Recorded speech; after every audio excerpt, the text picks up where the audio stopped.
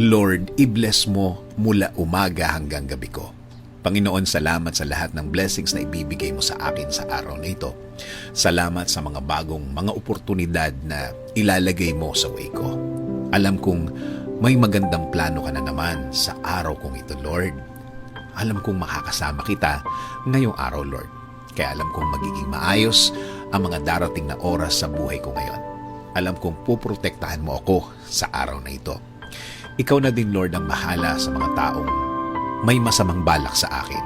Mga taong walang alam gawin kundi mag-isip ng mga bagay na makakasama sa kanilang kapwa. Pero Lord, alam kong kahit anong galing nila, kapag ikaw ang kakampi ko, I will be protected by your presence, Lord. Kaya Panginoon, nakikiusap po ako na i-guide niyo po ang aking araw ngayon. Patuloy niyo pong i-lead. Ikaw ang manguna sa aking buhay. Ikaw ang magbigay ng direksyon.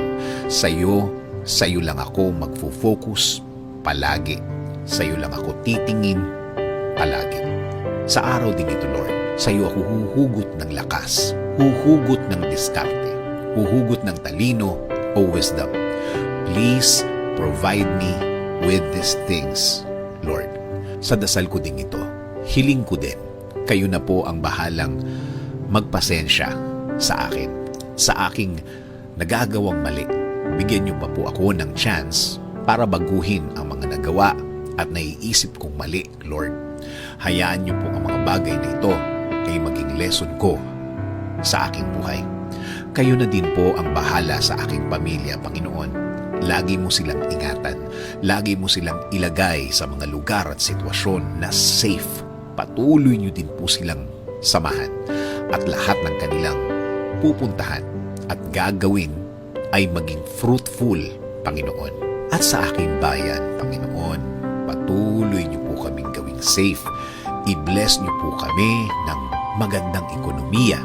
I-bless niyo din po ang mga Pilipino at kanilang mga pamilya.